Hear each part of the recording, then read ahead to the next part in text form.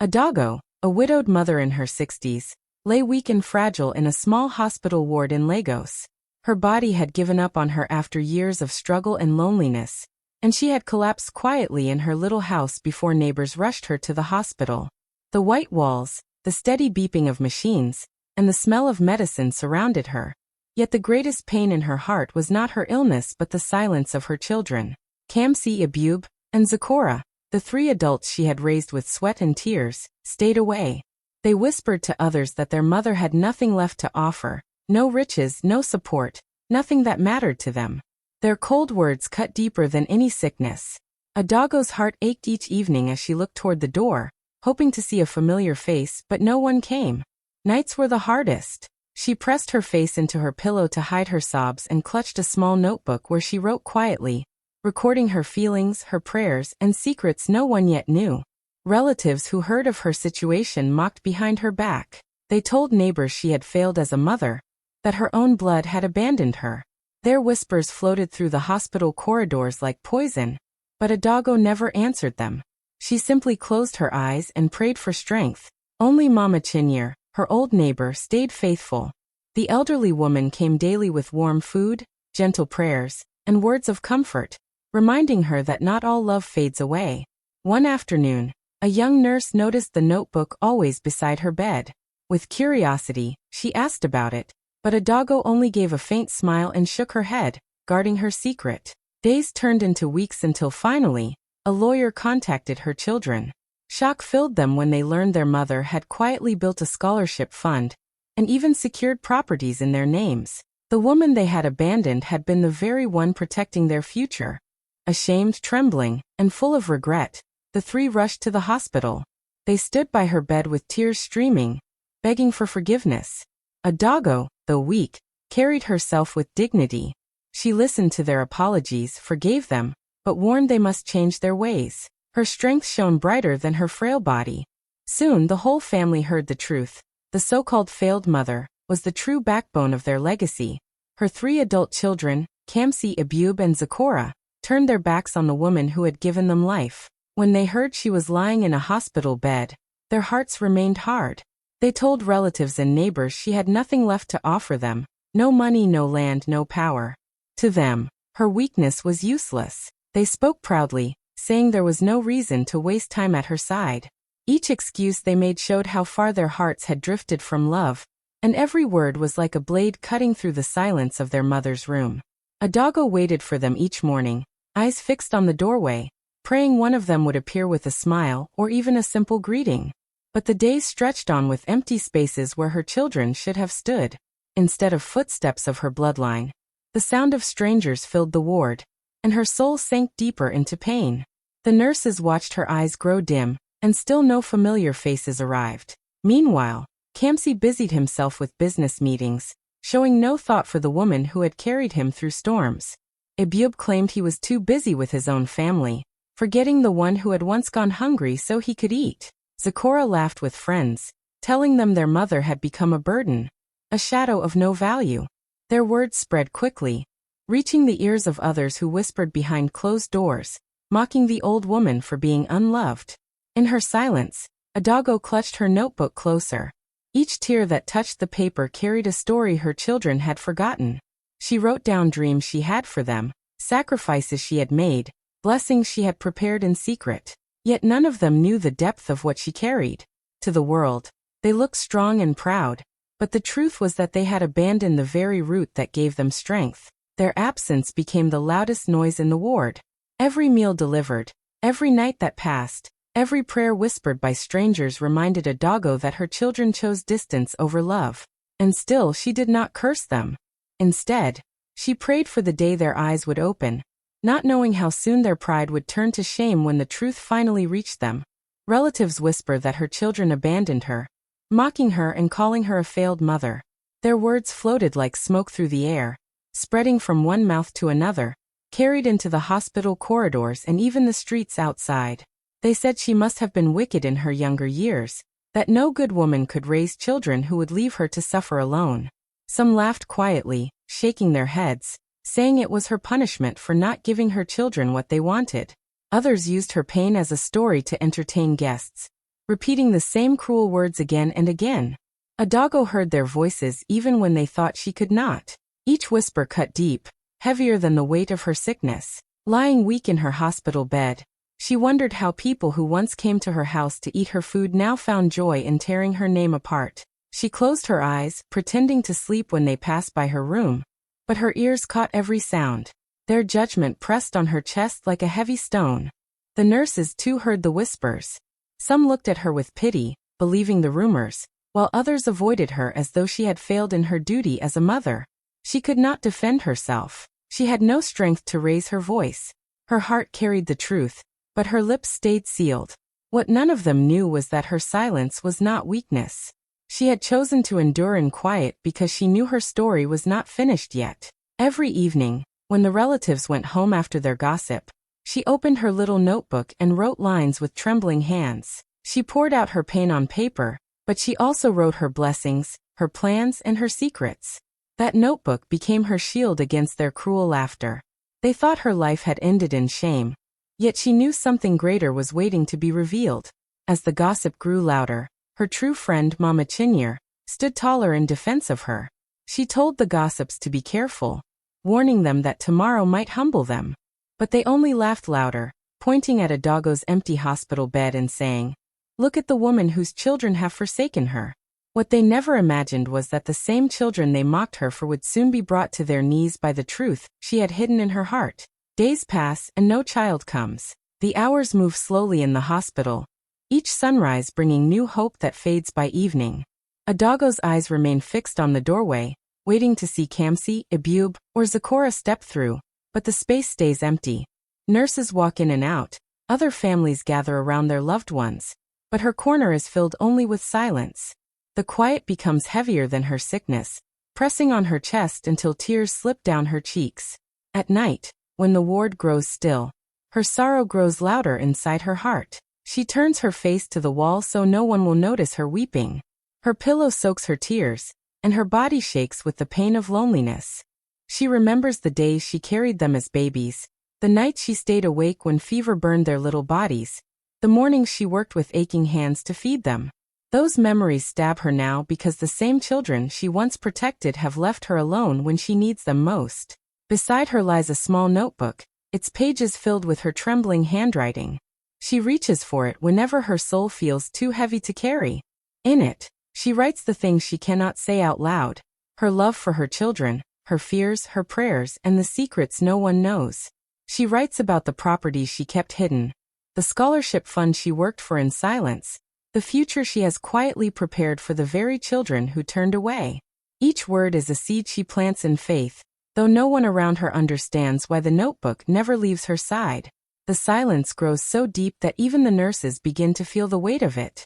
They whisper among themselves, wondering how a woman who gave so much in life can now be left without a single child to hold her hand. Relatives come and go, some out of pity, some to watch her fade, but still her children's absence screams the loudest. Yet even in her loneliness, she does not curse them. She wipes her tears and closes her notebook, whispering prayers that one day their eyes will open. The silence that surrounds her may be painful, but inside those pages rests a truth that will soon shake the same children who left her to cry alone. Her old neighbor, Mama Chinyere, stays by her side, bringing food and prayers. While others whispered and mocked, this faithful woman refused to leave Adago alone in her weakest moments. Every morning she walked into the hospital with a small bowl of soup, fresh fruits, or warm bread, placing them gently beside the bed. She would sit close, hold Adago's frail hand, and whisper words of comfort that wrapped around her heart like a blanket. When tears rolled down Adago's face, Mama Chinyere wiped them away with the corner of her wrapper, and reminded her that God never abandons his children.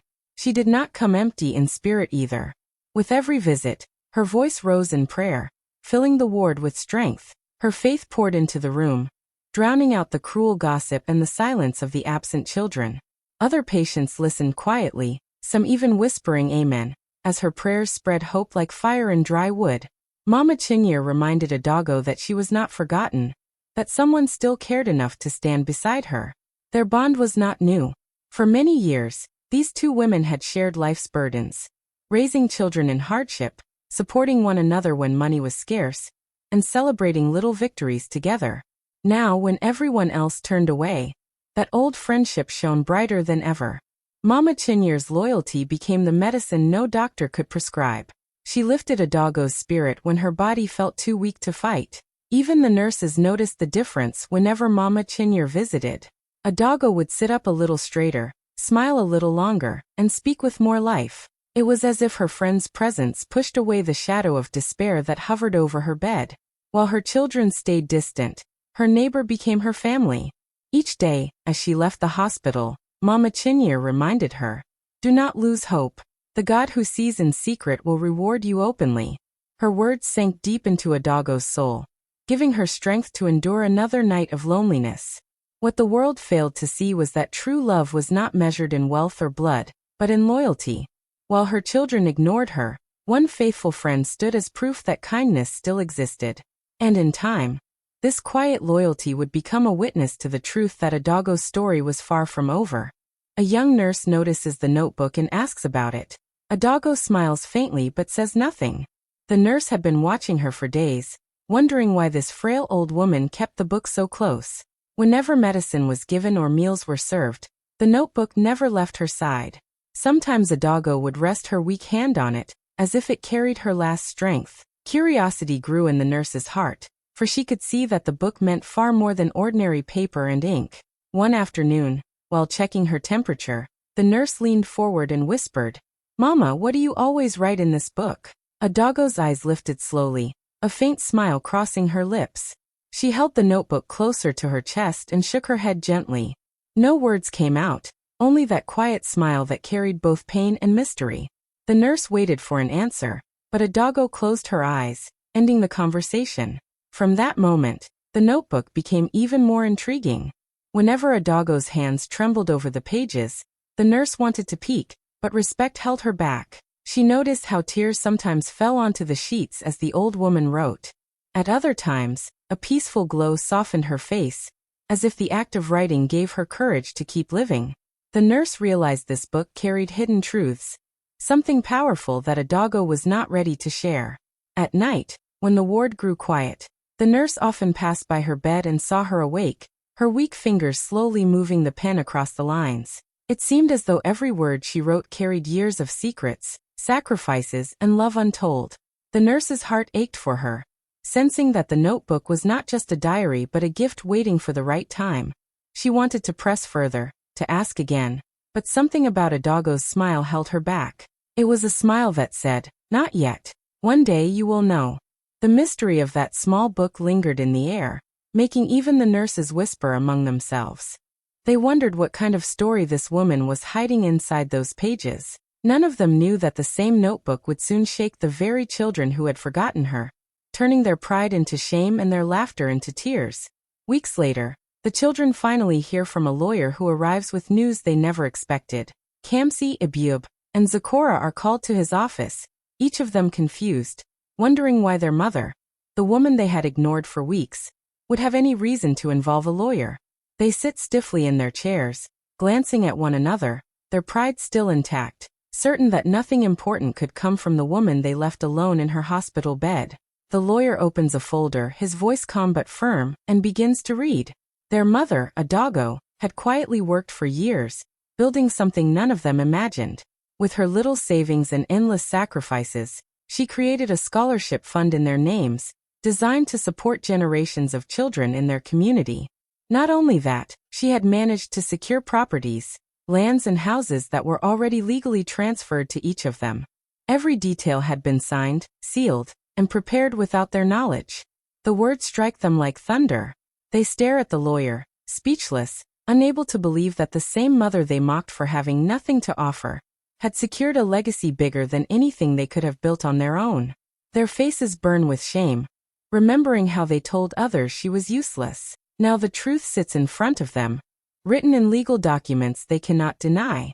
Zakora feels her throat tighten, her hands trembling as she tries to hide her tears. Ibyub lowers his head, his pride broken by guilt. Kamsi, the eldest, struggles to breathe, his chest heavy with regret as the lawyer continues reading every detail their mother had left behind. The silence in the room grows unbearable as each of them realizes what they had thrown away. the chance to honor the woman who gave them everything. They remember her frail body in that hospital bed, the way they refused to visit, the cruel words they spoke to others. Now those memories return like fire, burning their hearts with regret. The lawyer finishes, closes the file, and tells them it is time to see their mother. No longer do they feel proud or strong. Their bodies shake as the truth settles deep inside them.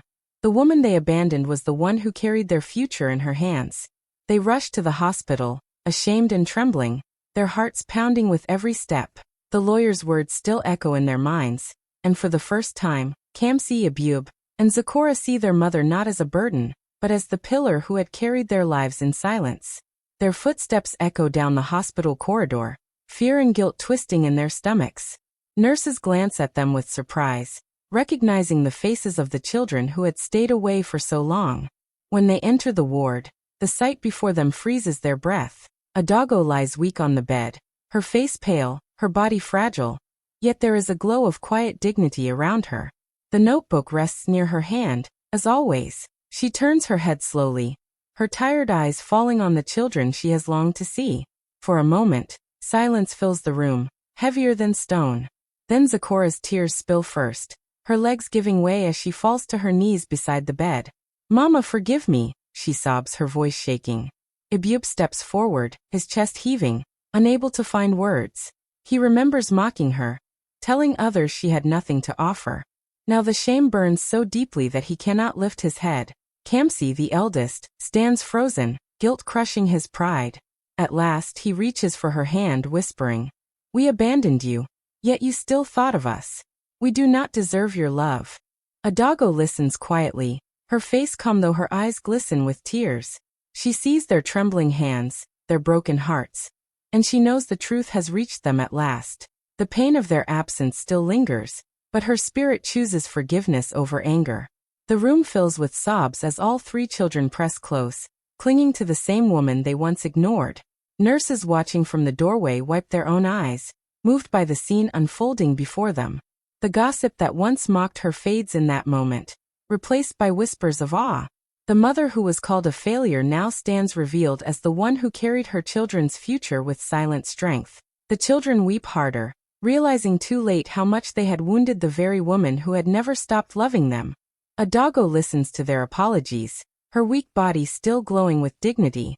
The voices of her children tremble as they cry out their regret, but she remains calm, watching them with tired eyes that still carry a mother's love. Her hands shake slightly as she lifts them to touch their faces, one by one, wiping away the same tears that years ago she used to wipe when they were small. Her lips curve into a faint smile, not of joy, but of strength. She has waited so long to see this day, the moment her children finally understand what love truly means. Her voice is soft, yet every word cuts deep into their hearts. She tells them she forgives them, not because they deserve it, but because a mother's heart cannot hold hate. Still, her words carry weight. She reminds them that forgiveness is not the end. It is the beginning of change. She warns them that if they continue on the path of pride and selfishness, their lives will collapse like a house built on sand. She tells them to honor people when they are alive, not when they are gone, and to remember that true wealth is love, not money or fame. Kamsi bows his head, tears streaming as her words pierce his heart. Abub nods quickly, promising to change his ways, while Zipporah clings tightly to her mother's hand, whispering she will never abandon her again. Their sobs fill the room, but Adago's calm presence steadies them. Even in her frailty, she looks stronger than all of them. Her dignity shines brighter than the pain in her body, showing them that real strength is not in riches but in endurance, kindness, and sacrifice. The nurses standing at the door exchange glances, deeply moved by what they hear. Some wipe their eyes, realizing they are witnessing not just a family moment, but a lesson for everyone. Relatives who once whispered that she was a failure now feel shame heavy on their shoulders as they hear of her forgiveness and wisdom. Adago closes her eyes for a moment, whispering a short prayer for her children, asking God to guide them into better lives. When she opens them again, her gaze is steady. She has given them her blessing, but she has also given them a warning. The future is in their hands now, and they must carry her lessons with humility and love. The children stand by her bedside, weeping as if their tears could wash away the pain of the past. Their voices break as they call her name, clinging to her weak hands, begging for more time. The truth has already begun to spread through the family and the community. People who once mocked her now whisper in awe, realizing the woman they called a failure was the true strength that held everything together. News travels fast. Neighbors talk about the hidden scholarship fund, the properties in her children's names, and the sacrifices she made in silence. Those who had laughed at her loneliness now lower their heads in shame, for the story has turned into a testimony of love, patience, and power. Relatives gather at the hospital, no longer with cruel gossip but with stunned respect. They see Kamsi, Ibub, and Zikora on their knees beside the bed, holding their mother's hands like children again, promising to never let her down. They hear the nurses speak of her dignity, how she endured without cursing her children, and how her silent strength touched everyone around her. The same family that had once mocked her absence now sees her as the pillar of legacy, the backbone of a future built on sacrifice. Adago lies quietly, her face glowing with peace despite her frailty. She listens to her children's promises, her heart softened with forgiveness, yet firm in her reminder that they must truly change. Her story becomes an example for all, teaching that love should never be measured by wealth, and that silence does not mean weakness. The image of her children crying at her bedside becomes a picture that burns into every heart, a reminder that neglecting love is the greatest loss. The truth spreads far beyond the hospital walls. People share the story of the abandoned mother who carried her children's future in secret, and her strength inspires others to honor their parents before it is too late. The same whispers that once mocked now carry her name with respect. Adago is no longer seen as the lonely, forgotten widow but as the backbone of her children's legacy, the woman whose dignity defeated shame. Hi besties, smiling face with smiling eyes. Thank you so much for watching to the end. Red heart, please don't forget to like, thumbs up, drop a comment, speech balloon, and subscribe bell for more touching stories. By waving hand.